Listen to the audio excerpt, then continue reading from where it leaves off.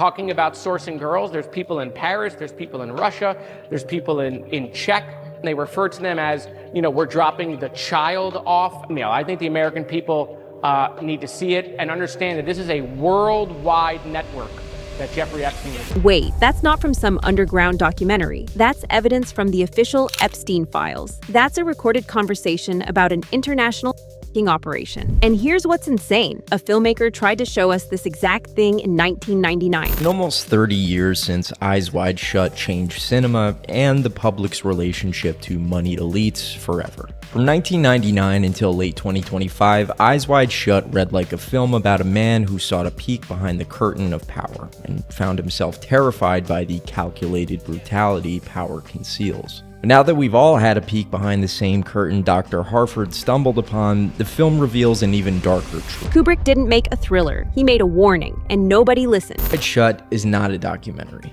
It's not a cinematic exercise in whistleblowing.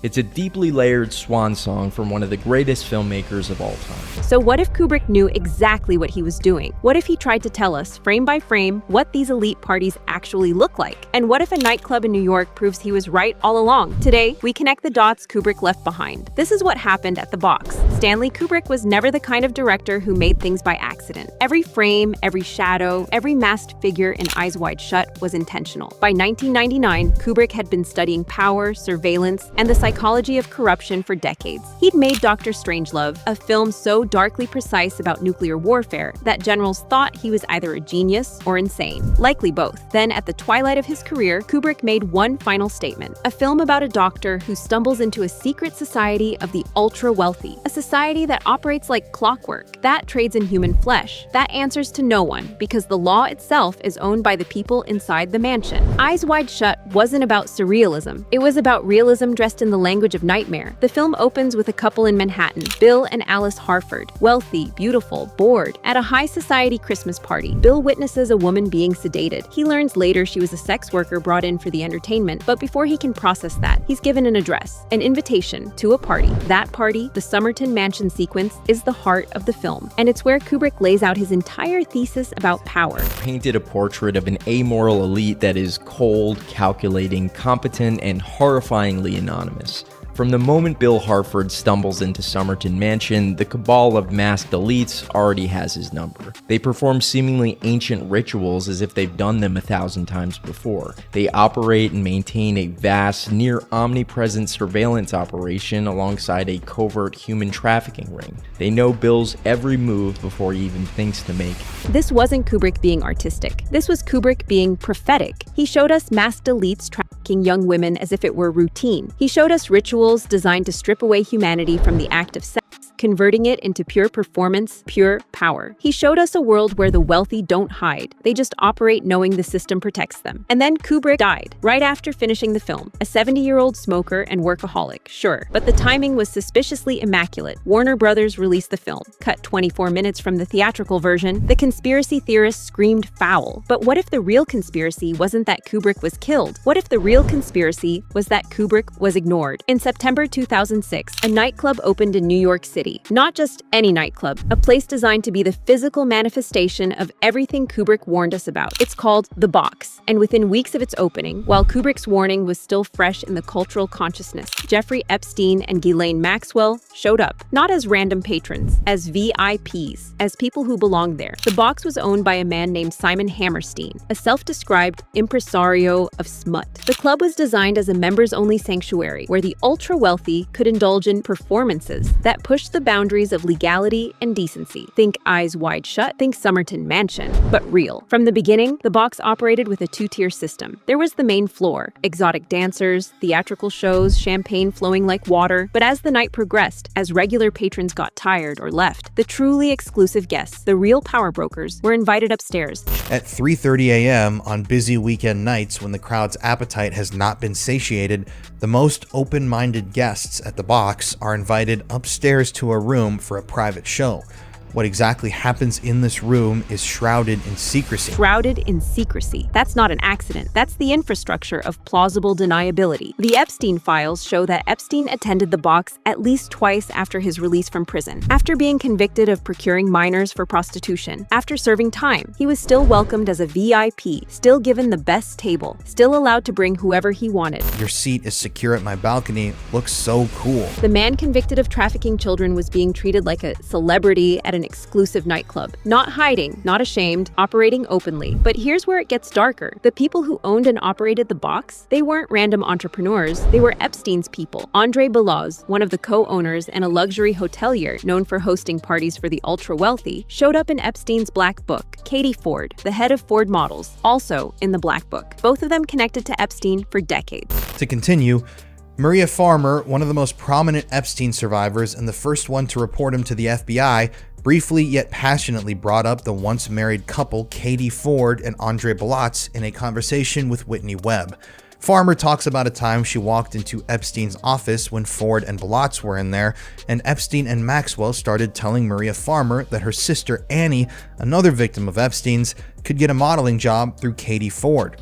Maria Farmer makes the allegation that a complicit Katie Ford is why Epstein and Maxwell were able to lure in girls under the guise of prospective modeling opportunities. Think about that. Epstein wasn't just attending elite parties. He was designing the pipeline to feed young women into them, and the box was one of the nodes in that network. The Epstein files also reveal something even more sinister. In the files, there's a redacted email where someone describes attending a show at the box and compares it to Eyes Wide Shut and The Shining. Eyes Wide Shut, a film about ritualistic parties and trafficking. A film about madness and horror. Someone at Epstein's inner circle watched a performance at the box, and their first instinct was to compare it to a film about elite ritual abuse.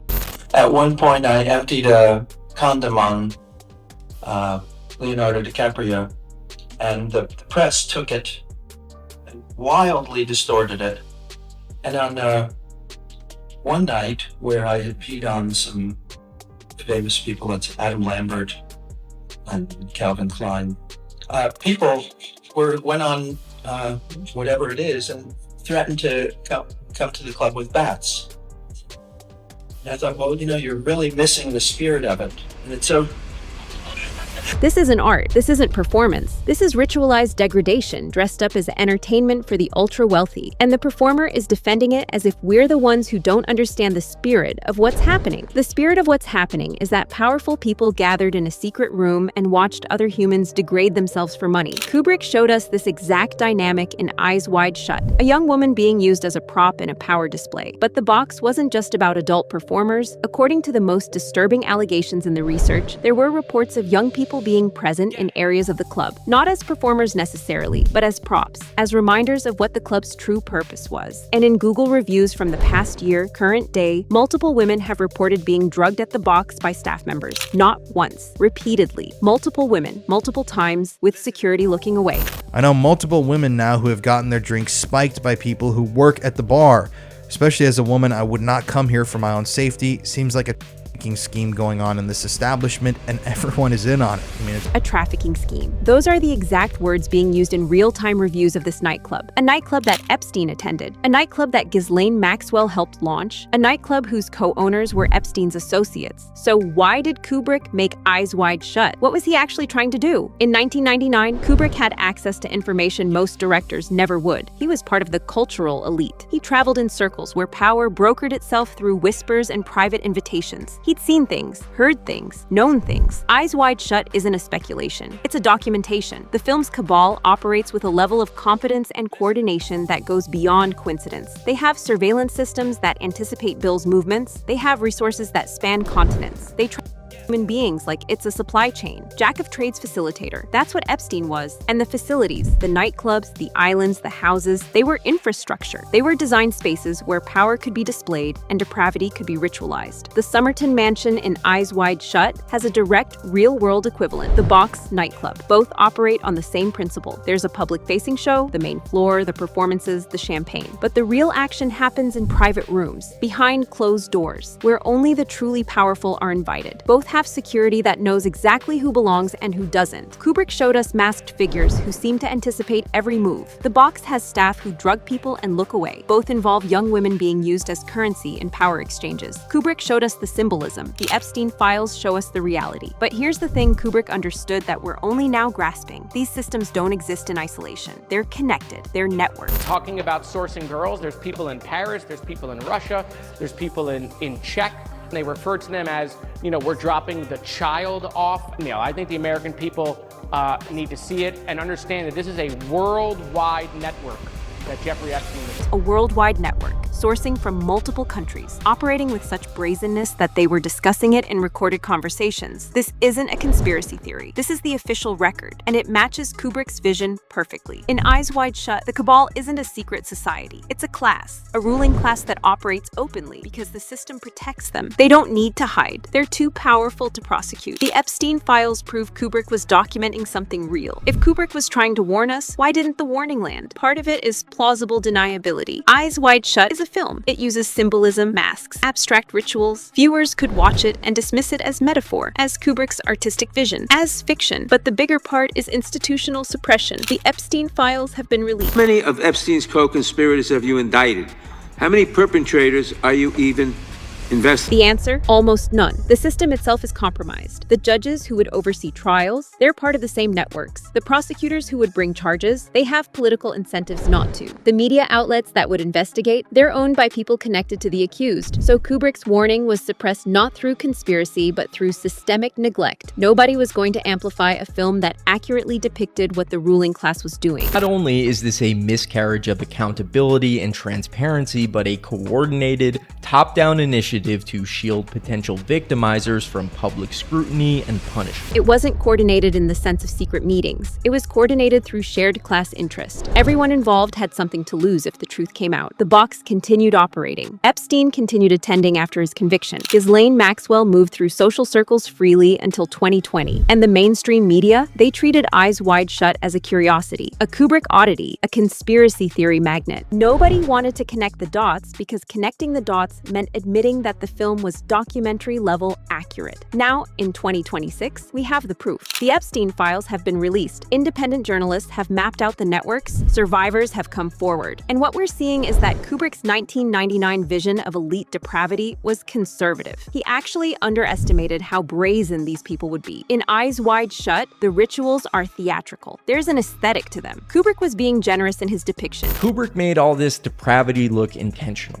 even darkly elegant in some ways, but in the real world there's no cinematic sheen, no performance, just disgustingly wealthy degenerates doing disgustingly abhorrent things. Jeffrey Epstein and his cohorts were not interested in elegance. They might have tried to mimic sophistication by buying gaudy private islands and surrounding themselves with intellectual titans and cultural icons, but foundationally, these people were tasteless, sloppy, stupid, and sadistic. Tasteless, sloppy, stupid, sadistic. That's who Epstein was. Not the elegant, calculating villain of Eyes Wide Shut. Not some James Bond mastermind. Just a two-bit pimp who stumbled into power because he had access to wealthy men's perversions. But the system, the infrastructure, that's what Kubrick nailed. The tiered access, the private rooms, the international sourcing, the surveillance, the impunity. The box is the Somerton mansion, and it's still operating. Even now, even with the files released, even with the allegations public, the box is still in business. Simon Hammerstein is still wealthy. Epstein's associates are still moving through social circles. The machinery is still humming. The mega rich and nameless. But the most chilling parallel between Eyes Wide Shut and the Epstein story is the total lack of consequences for the cabal and the total lack of clarity for the public. No trials, no convictions beyond Epstein himself and Maxwell. No investigation into the hundreds of names in the files. No shutdown of the nightclubs, no accountability. This is what Kubrick's film ends with. Bill Harford returns home and is fed a sanitized story by Ziegler. A cover-up disguised as truth. Bill knows he's being lied to, but the lie is large enough and the power behind behind it is sufficient that he accepts it. That's where we are now. We know we're being lied to. We know the system is protecting predators, but the lie is so large and the power behind it is so vast that most people just accept it. Kubrick understood that this is how power works, not through dramatic reveals and criminal prosecutions, through the slow, patient erosion of public will, through making people tired, making them cynical, making them believe that nothing will ever change. But here's what Kubrick also understood. Art can be a weapon against that machinery. Eyes Wide Shut was Kubrick's weapon. He put the truth on screen knowing that someday, somehow, we might connect the dots. And we have. Reputation is a form of currency for these people. And if the public is as relentless with shaming them as they were with terrorizing their victims, it can bankrupt them into social oblivion, make them so professionally and personally radioactive that they shrink into insignificant afterthoughts of history. We can't get judicial justice. The system won't allow it, but we can get social justice. We can make these people toxic. We can strip away the veneer of legitimacy that protects them. We can refuse to invite them to parties, refuse to do business with them, refuse to pretend they're anything other than what they are. That's what Kubrick was calling us to do. Not through some explicit manifesto, but through a film, a warning disguised as art. Eyes Wide Shut isn't a documentary, but it's also not fiction. It's a prophecy, a vision of reality so accurate that it functioned as a prediction. And now that the files are here, now that the box's connections are documented, now that Epstein's network has been mapped and survivors have spoken, Kubrick's final warning has been validated. The question now is, what are we going to do with that knowledge? The Epstein files didn't create the story. Kubrick already told it in 1999. The files just proved that Kubrick had been documenting reality all along. Eyes Wide Shut is finally being understood for what it always was. Not a thriller, not a conspiracy theory magnet, but a prophecy from a filmmaker who saw the machinery of elite depravity from the inside and tried to show us exactly how it works. The box is still there. Epstein's associates are still free. The system is still rigged, but now we know what we're looking at. Kubrick made sure of that.